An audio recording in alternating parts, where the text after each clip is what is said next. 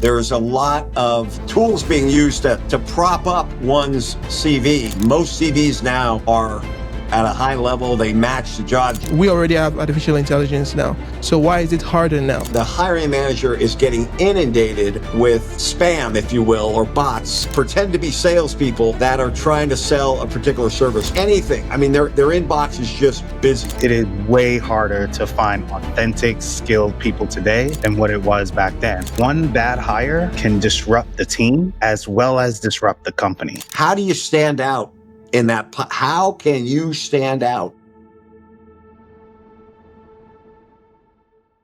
Hey everyone, and welcome back to the very first episode of our Founder to Founder podcast series, where we get real about what's broken in tech hiring, what's working, and what the future could look like if we actually fixed it. So today I'm actually joined by two incredible guests who are not just talking about change, they're actually building it. First up, we've got Chris Cosmos, and Chris is actually the CEO of Evolve Squads and someone I'm really happy to work alongside with every day. Right, Chris?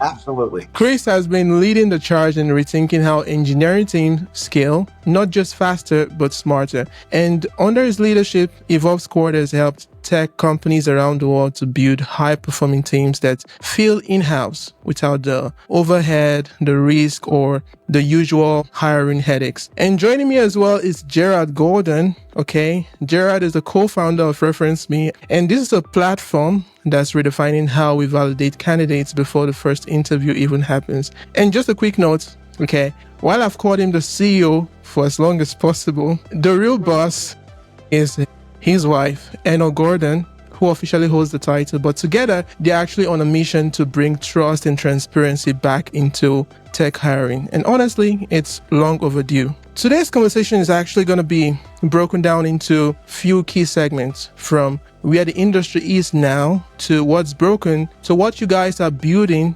to fix it. But first, let's warm things up and talk about how we got here, okay? And Chris, if you don't mind, I'd love to start with you. So you've been in software outsourcing for years, right? How would you compare the industry 10 to 15 years ago to now? What's gotten better and what's gotten harder? Can you share with us? Sure, Samson. Good to see you. Hi, Gerald. 10 to 15 years ago, things were much easier in terms of the candidate experience and the manager experience, and frankly, the vendor, the broker experience. The company that puts the hiring manager together with the candidate, whether it's globally, nearshore or offshore, or domestically. The tools that are now available for everybody, in my opinion, has flattened the playing field in such a way that it's hard for the hiring manager to really get a feel for the skill set of the developer. There's a lot of tools being used to prop up one's CV. Makes it very difficult for the hiring manager to really pick and choose who to go after just by looking at their CV alone. Most CVs now are at a high level. They match the job. Gerald could probably talk at greater length regarding how CVs look like they're perfect matches all the time. And we obviously know it's not. I'm very old school. The theme throughout this podcast, from my perspective, will be bringing back as much of the human relationship as possible. Obviously, taking advantage of the technology and the AI, but frankly, more important, taking advantage of the interpersonal skills that we all have. So, short answer, it was easier back in the day, 15, 20, and frankly, 20 years ago, it was even easier than it was 15 years ago. It's getting more complicated. That's my point. Really interesting. We're actually going to talk about artificial intelligence later on, but it's just amazing that you brought it up earlier on. So speaking about AI, do you think that is what made it more difficult now? Because contrary to what everyone is saying, that AI is supposed to make things easier. So why do you think it's way easier before than now? And we already have artificial intelligence now. So why is it harder now? I believe it's the term I've been using lately is flattening the playing field from across the board, from a sales perspective, trying to get the attention of a potential buyer, an end user manager that needs to augment his or her staff. Salespeople all over the world now, essentially using automated software and AI, and they set up the system so it automatically sends emails, and it's much busier now. The hiring manager is getting inundated with spam, if you will, or bots of pretend to be salespeople that are trying to sell a particular service, whether it's outsourcing, nearshore, staff aug, software, anything. I mean, their inbox is just busy. So that's made it much more difficult for a potential buyer to use the services that firms like ours provide. On the other hand, candidates, again, especially in IT, obviously, it's a global competition. It's pure global. So you're competing. If you're a really good software developer, and when I started in San Francisco in 1998, I mean, you'd bring someone's resume in person to the hiring manager, paper, and you kind of show it to him and tease him with it. And the hiring manager is like, I want to talk to him. And it was easier, frankly. Now, obviously, people all over the world have access, and they're putting their resume. Hence, hiring managers have stacks of resumes that look beautiful on paper that we all know that don't match 100% of what the manager's looking for. It's just busier. There's just, the AI's made it, in my opinion, much a lot of busier noise. on both sides. Yeah, that's so true. I agree with that. Anyways, but let's come to Gerald. Gerald, let's rewind a bit. Okay, before ReferenceMe, can you share a little bit about your background and how ReferenceMe came about? Yeah. But I will say that what Chris was mentioning is 100% on point. Yeah. It is way harder to find authentic, skilled people today than what it was back then. Now, interesting enough, I was on the other side of the table. I was the one that you were trying to get access to because I was a hiring manager for 20 years in tech. And so my background is first traditional engineering. So I did mechanical engineering on the manufacturing floor and building products. I had the opportunity to work for major companies in this space. I got to see things that were first on the computer in CAD. The first build of it took 6 months. And then by the time I left many years later, we were building about 97 a day. And these were huge machines. So I got to see what that process looks like. The challenge that we have as hiring managers on the other side is that one bad hire can disrupt the team as well as disrupt the company, depending on the level that you're at.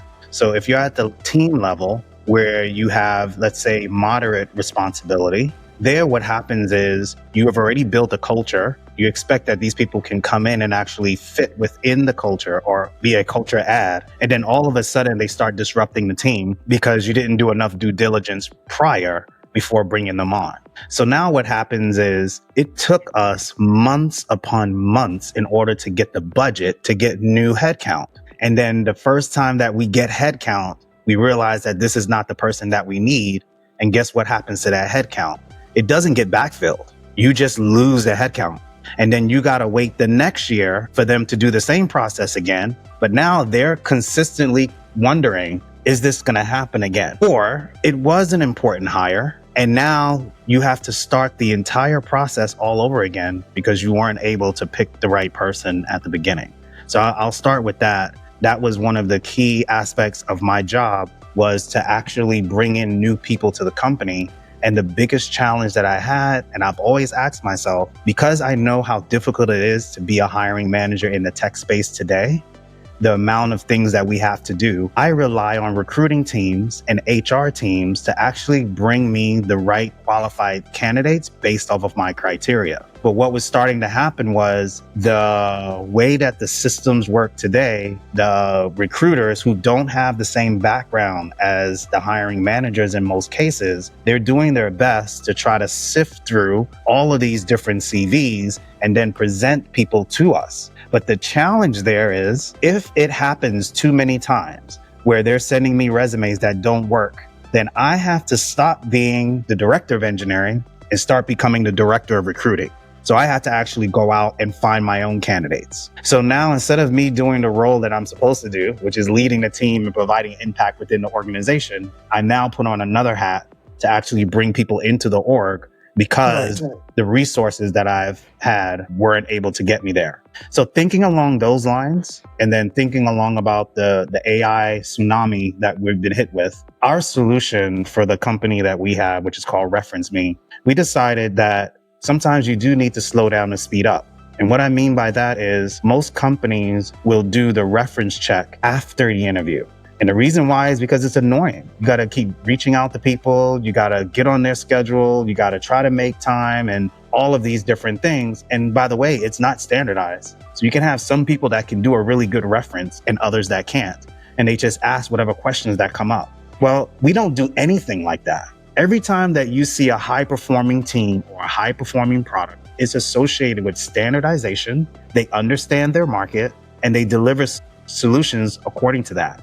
Well, why don't we do that with references? Instead of having it be an ad hoc process where everybody who thinks they can do a reference check within the company is given a round robin responsibility to go verify references. And then since these people need to get hired right away, sometimes we totally skip the reference check. And all that does is put your whole company at risk. And so what we've decided to do is tackle not all the problems in hiring, but one specific problem. How do you get highly skilled, talented people to come to your organization and they can honestly say that they've done this particular role before? Well, I think it's not in the CV. I think it becomes part of the reference process. And so by us having access to the people that they've worked with before, and they will create references that are standardized with standardized questions, we're able to actually understand exactly how this employee or candidate can do well in the company, not from one reference, but think about 10 or 15 references. Because even if we know that the people that are giving the reference are most likely going to be people that say good things about the person, there is still a thread that talks about their personality, how they deliver, what they delivered, that ought to be consistent throughout all the references. And that's where the power of ReferenceMe comes in. So instead of just only looking at the CV, we look at the CV in combination with the reference. And that gives you more information for you to make a better decision. And let me stop on this point. Today, 11,000 job applications are being submitted per minute. Per minute? Per minute. Wow. So That's a lot. you have tens of thousands of applications that are being brought to recruiters, and they are obligated to try to build a pipeline to bring people into the company. But believe you me, they're not going through 10,000. They'll have a sampling project. They may have an AI tool that's going to try to sift through everything, but they're going to take the first 5 or the first 10 people, even though their star candidate can be number 1,000, and they'll never get to them because they're only looking at who applied first. And to me, that doesn't mean that you're picking the right person for your organization. All that means is you're doing Just the best that gambling. you can in order to satisfy the need, but you're not doing your best work. We believe that that should change. Have a filter that says, in order for you to even apply to this organization, you need 10 certified references from ReferenceMe. Now, it's really interesting that you spoke about this, and from what you just said, it seems references more relevant today. Like you said, not just 1 or 2, but like 10 references. So I would like to connect this back to what Chris said at the beginning, because Chris said it was easier like 10, 20 years ago. Would you say that references was also important 20 years ago? Say, for example, someone is submitting a resume. Never understood. And again, I've never understood why references were done at the end of the process. I mean, if you're a candidate, I've dealt with thousands of placements, not just around in my career, observing them. I don't think I've ever seen, well, we want to hire you, we're going to check your references. And when they come back and say, hey, your references didn't say very nice things about you, so we're not going to hire you. I mean, it's a stamp of approval. Somewhere along the line over the years, it got shifted to the end of the process, as Gerald indicated. And that to me doesn't make sense at all. So when Gerald talks about perhaps doing it earlier on and getting the reference points done before formal interviews begin to happen, that is a great idea. 20 years ago, they're important. Frankly, I never took much stock in references after the fact because they're going to be, the referencer, the person doing the reference is going to be coached. Here's what they're looking for. Here's what they want. I mean, so again, rarely it's a formality an HR formality as far as I'm concerned. I'm sure there's perhaps some ways to do it better earlier on in the process. And that's what it sounds like Gerald's trying to do. I completely agree. My big thing for candidates, I talk to candidates all day long as well, is how do you stand out in that? How can you stand out? Especially if AI is involved. Piggyback again with Gerald and said, we work with HR teams. That's all we've ever done, frankly. And they're from a vendor standpoint, from an agency standpoint, HR is, you got to be careful. We don't want to take over their job, but as Gerald pointed out, and it's true, if you're a mid-sized company and you have a certain budget for your HR department and you're going to hire a recruiter, well, hiring a recruiter to do traditional administrative work, let's say, or marketing work or accounting work or engineering work, it's a completely different skill set than hiring software developers or engineers on that. So those recruiters that recruit for the whole company, and many companies have, a small handful of recruiters that recruit for it. As Gerald said, they're not technical most of the time. So they'll do keyword searches and they'll take advantage of the technology to give Gerald 4 resumes that look really good. And we see it all the time. They talk to the candidate and 5 minutes into the conversation, the skill set and the cognitive ability and the CV do not match.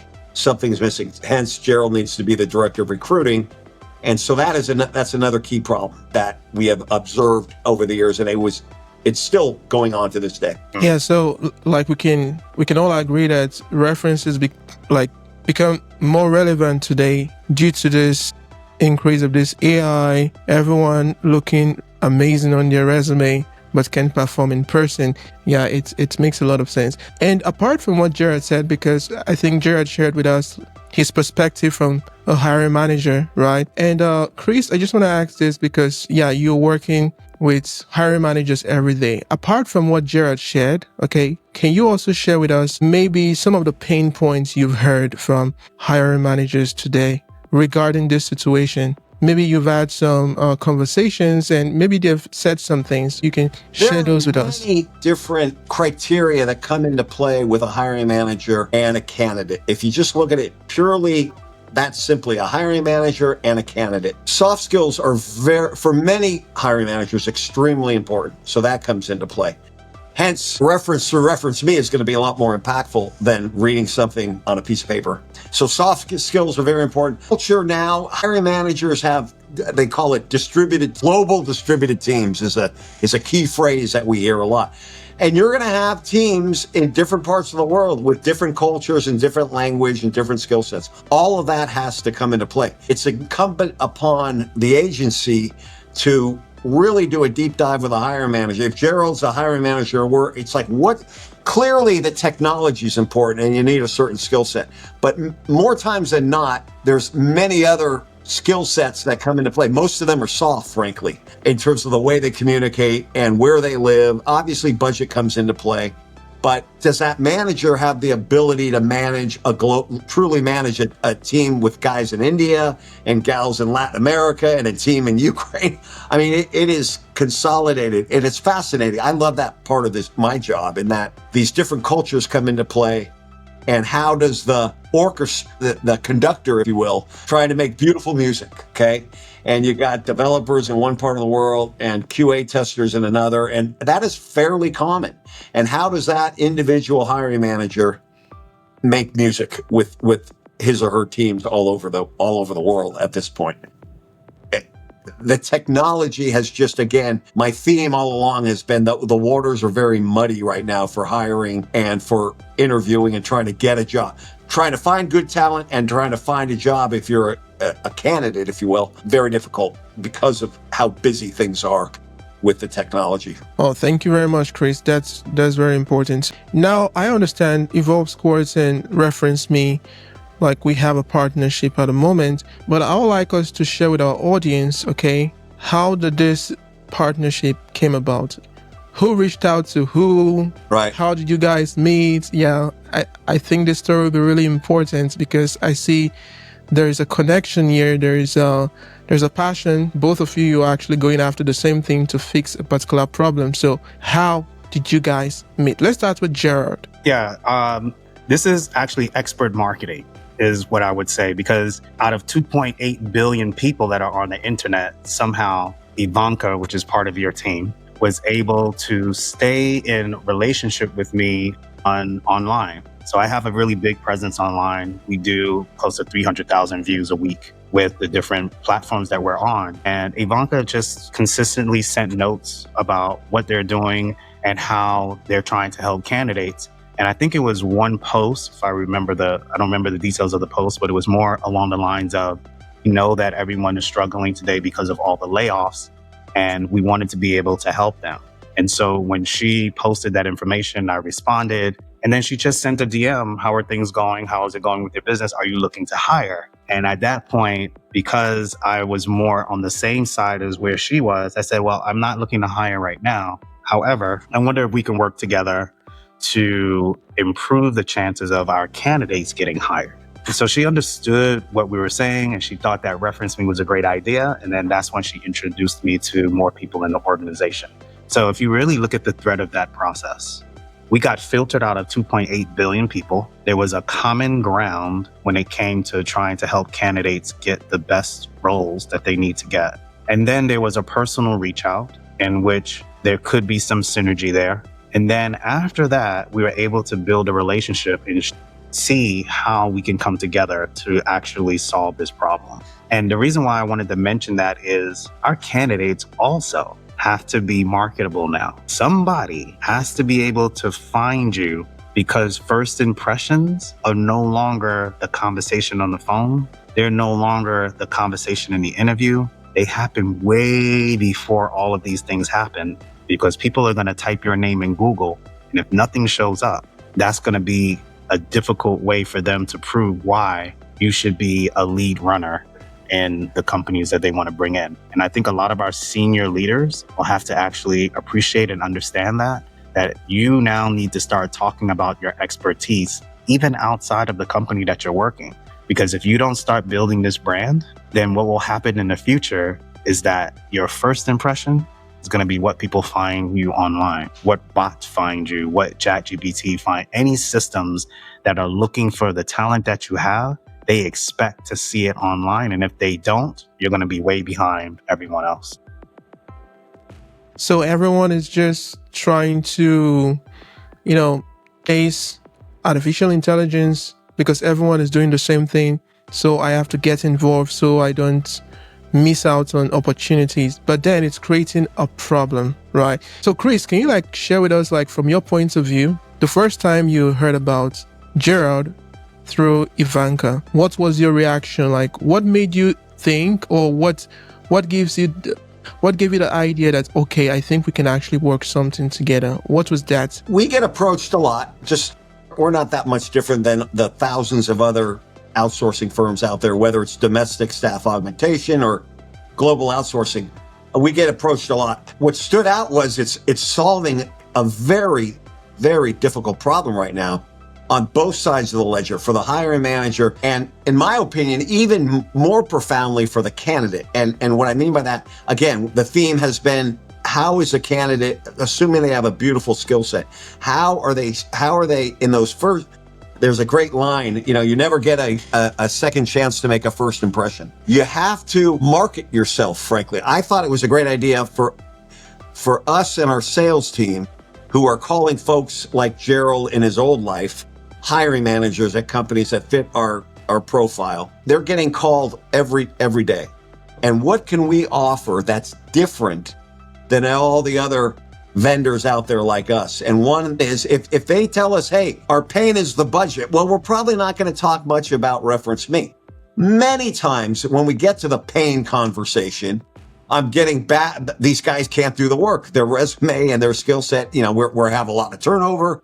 I got to fire this guy because of that. So I immediately, when I heard about it from Ivanka and I first started talking to Gerald about it, I thought it was a very good, I'm booked, frankly, especially from a candidate standpoint, where Most of our candidates are introverts, frankly. I'm stereotyping. They're not all like Gerald. Gerald is an outlier, I would argue. Technical guys, they're typically introverts. They're coding and their heads down and they're working, and just stereotyping. They have a hard time marketing themselves as a stereotype. So using a tool like this up front is a very good way to give them a chance to get their resume. And again, ReferenceMe is not going to get the guy the job. It's going, in my opinion, it's going to get the gentleman an opportunity to do an interview.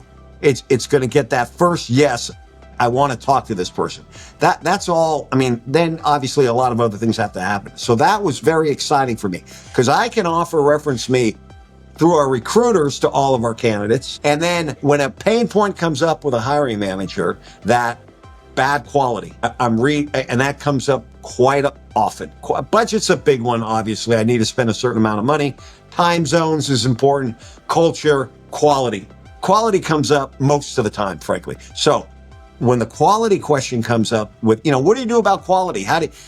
The firms all say the same thing. Well, we have a really good interview process and we screen them and we do this and we do that. Okay. But everybody else does that. I can now talk about ReferenceMe as another way of screening that candidate before we wait. As Gerald said earlier, we don't want to waste the hiring manager's time. We're going to submit 2 or 3 resumes. They're going to be screened beautifully. They're going to go through ReferenceMe with like icing on the cake, if you will. Give us a much better chance of submitting people that really match what they're looking for. Obviously, on the candidate side, it works very well as on the hiring manager side. That's kind of what got me going with Gerald and why we're engaged heavily trying to make this, getting the word out there. It takes time, as we talked about earlier, but Yeah. definitely is something. If I'm a candidate, if any of you folks watching this are candidates, you need to take advantage of ReferenceMe and go 100%. use the tool. Honest to gosh, I've told a number of people about it. You may be the greatest candidate in the world, but your challenge is getting exposure. And if you're not good at marketing yourself, you got to figure out another way to get that ball moving in the right direction to get an interview. I remember something that Gerald mentioned about, just a scenario where hiring managers can just say, we're only going to look at the first 10 resumes. And yeah, it's like every opportunity that a candidate has to get an interview depends on the system. So there's no other way to, play around it. But I 100% believe right now that if references can actually be made or considered as a norm in the hiring process today, I think it's going to really help those engineers and candidates who really have the skills but can't do anything about a broken system. Yeah, I'll call it a broken system at the moment. So I want to ask Gerald, maybe you can share with us the process of a candidate getting through ReferenceMe, like the process from the beginning. Say I'm a candidate, I want to understand what references is all about. Is this different from the recommendation section we get on LinkedIn? What is special about ReferenceMe that I can't get from a different vendor out there? Can you please share with us? Because I believe if you're a candidate or you're a job seeker watching this right now, I think you need to listen, because this is the main thing the main value you're going to get from this video podcast. So just listen, because he's going to share why ReferenceMe is quite different than you think. So please go on. Sure. If you don't mind, I just want to take a one step backwards, because I think that there's something that should be said here, and Chris brought it up, that our platform does support both sides. So we always use the term, we're direct to customer, so we're B2C. That means that a candidate can use ReferenceMe in and of itself, and that's really important. But then a company as well can use ReferenceMe on the other side. So if I'm a leader at a company that has 5,000 employees or more, and I start hiring people through ReferenceMe, there's some data that you're going to be able to access that's going to be really powerful for you. For example, you look at the next 10 hires that you've hired using ReferenceMe, and you've noticed that in the first 6 months, they all are doing really well. They all are making great progress. They're extremely good culture fit.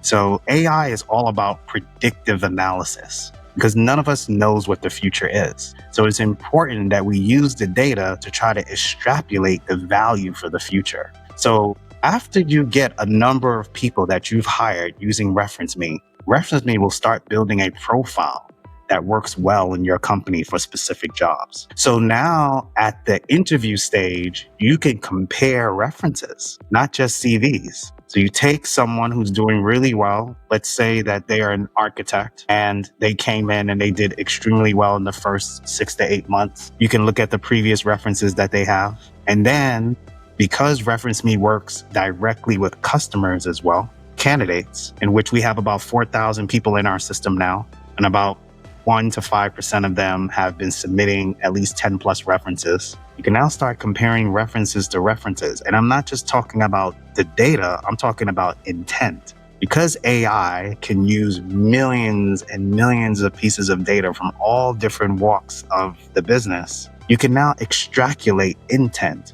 and extrapolate tons of information that you can use at the onset of your interview. So for the business, there's huge value in using ReferenceMe because you want to make data-driven decisions. So why aren't we doing data-driven decisions when it comes to hiring? So that's one that I'll say there. Now let's talk about how ReferenceMe works for the candidate. The first problem that we had to solve was there are people who want to give you a reference, but them running around all day trying to schedule time is a problem. And so what we've decided to do was make that a lot easier. You just send an email to the person who's going to write you a reference. They fill out those 10 questions about you. What did they know you for? What impact did you provide? Would you actually hire them if this was your own company, and why? Very insightful questions so that we can pull out the intent of the skill set of that person and what they actually done. After that's done, we do LLMs, we use AI in the background, and it'll take that information and create 3 versions of the reference. One that's very formal, one that's informal, and one that's in between. Then the referee, the person writing the reference, can go in there and make updates to that information. And once they feel that is great, they hit save, and now that becomes part of your profile. So that's what happens with the candidate. All of that, the system is available for everybody to use today. But there are going to be some people who realize that anybody can put that information in. You can have your friends actually write that reference for you. And we recognize that early on, which is why we have reference certification. And this is why this is different than LinkedIn. In LinkedIn, you get a recommendation, but it could be a bot that wrote that recommendation. It could be a fake profile that wrote that recommendation. There is no human in the loop. It's just information. What we want to do is we want to put a human in the loop. So if it's a technical hire, then I would do the certification. And I'm using my process that we have with our company. I have a conversation with the person who wrote the reference, and we're asking them questions deeper than the questions that they answered.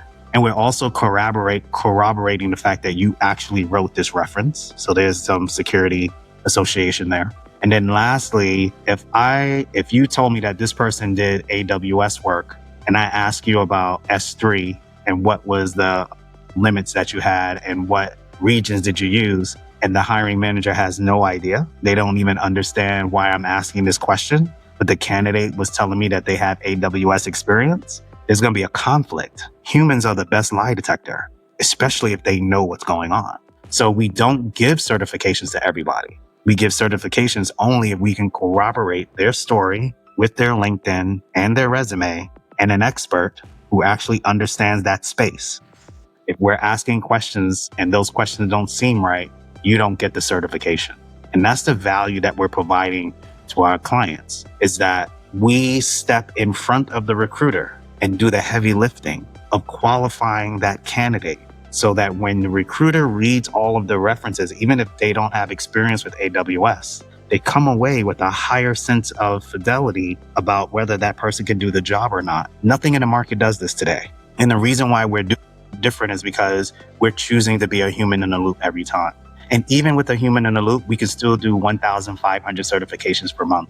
We have a number of people that help us. And we decided earlier on that AI by itself is probably the wrong way to deal with people. It needs to be AI with people actually taking advantage of the technology. And that's what we do at ReferenceMe. That's awesome. I think that is providing real value right there to everyone. And if you're watching this video podcast, you can actually if you have questions, you can leave it in the comments, and then we'll take the questions to Gerald, who is going to be more than happy to answer further questions. And now let's speak about what is next, okay, with a partnership between Evolve Scores and ReferenceMe. Chris, how do you see yourself like really utilizing this, like the resources that ReferenceMe is bringing? How is it going to be utilized in Evolve Scores moving forward? Two ways: on the candidate side and then on the sales side. And frankly, the sales side in this market is more important right now. The sales is hard to come by.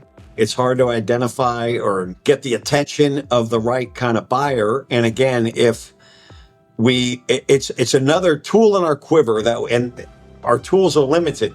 Frankly, our industry is very commoditized, and what can we do to separate ourselves from the other services out there providing the similar service that we provide? You know, the reference me conversation. If we get into a reference me conversation, and I have a number of times, that's usually a good sign with a potential buyer, because the buyer understands that we're trying to do something different, and we're not just like everybody else, and we're trying to solve the problem that Gerald had mentioned earlier. All these people applying for jobs with HR folks that might not be as well versed from a technical standpoint. Saving time, money, energy, all the things that cost them a bad hire. So our recruiters are using it for a value add for our candidates, frankly, because that's who they deal with all day long. And we, on the sales side, are pitching it, if you will, proactively and both reactionary. When, again, you get them on the phone and why are you talking to us? What's your pain? And like I said, many times it's quality. That segues perfectly into the ReferenceMe tool. So that's how we do it over on the sales side. Awesome. So before we end this video podcast today, I want to ask the both of you, maybe you can share with our audience, what is that one next step that they should take after hearing this? Gerald, you take one. You take either I'll do whatever. I'll do the other one. You take hiring or a candidate, and I'll make a point about the other. Okay. This question is interesting because I have two, so I'm going to just give both of them. If you're a company and you want to reduce the total cost of hire, on average, national average is $12,000 to hire a new employee. We can reduce that cost by $5,000 by installing ReferenceMe as a filter when you're bringing people into your company. So as a business, we definitely want to work with you. As a candidate, especially an engineering candidate, I just sent a LinkedIn post about this. A lot of our engineering folks are being shortchanged. They're not getting the pay that they should get. They are being left out of the conversation when it comes to AI, yet they're the ones that are practitioners. They're the ones who are actually writing the code, and yet they're not getting the value that they deserve. All of my career, I've always tried to position myself as the thought leader that I should be. And references really levels the playing field. Because those references that you're getting, that you built the relationships with, that you actually done the work, and somebody can speak for you, that's going to speak volumes. I use that term as knowledge worker. You are already a knowledge worker. We just need for people to be able to understand what you've done. And because everybody has a perfect CV, you need to be able to stand out. And those who are strong in their field and have done exceptional work will have no trouble getting 10 plus references. And so let's use references as a way to describe your work versus only the CV. And that's how you're going to compete now and in the future. You've heard it, guys. So over to Chris. I think Chris, we just share the final words before on we the conclude candidate this. side, probably I'm passionate about both, but the candidate side, the light at the end of the tunnel is closer, I would think. In that, again, the candidates, highly skilled folks. You're right. I agree. If you get someone, especially if they do it over video, and they talk very highly about the skill set, about the culture, about the way, the work ethic, all those things come into play. I mean, I deal with them all day long in terms of what's not working. And many times it has nothing to do with the skill. It's, again, these soft skills. the references are going to deal with those directly, profoundly, frankly. My message is to the candidates: take advantage of the tool. Again, many people, self included, have a hard time. Like, look at me, I'm a great candidate. It's hard for people to do. This is one way of getting others to. And what I found most of the time, the great majority of the time, if you're a manager and you had a really good employee 10 years ago, and that employee comes to you, will you do this? They'd be honored to.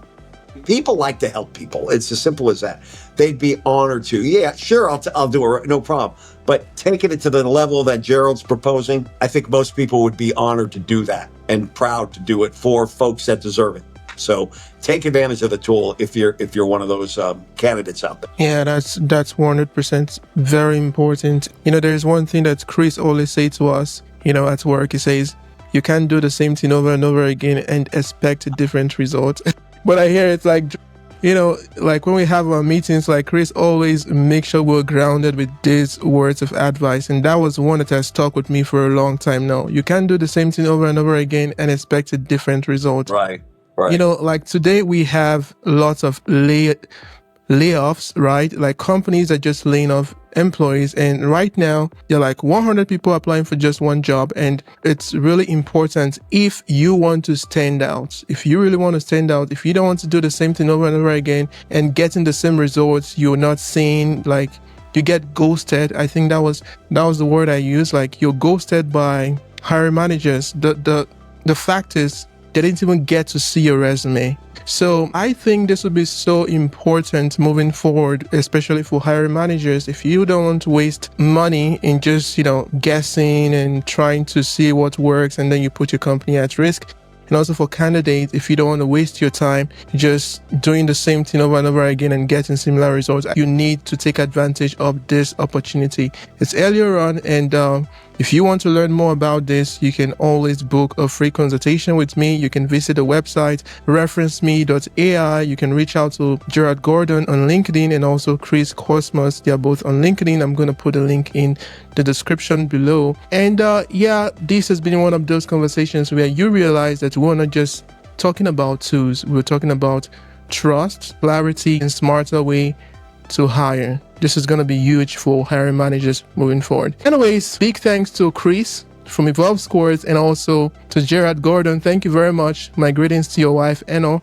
And for sharing openly and practically. If you're a hiring manager or you're a founder, you're watching this and you're tired of polished guesswork, now's the time to rethink how you hire. We'll drop links below, like I said, and if you want to learn more, just follow the links and everything will be okay. Don't forget also to subscribe, follow, and share all the good stuff.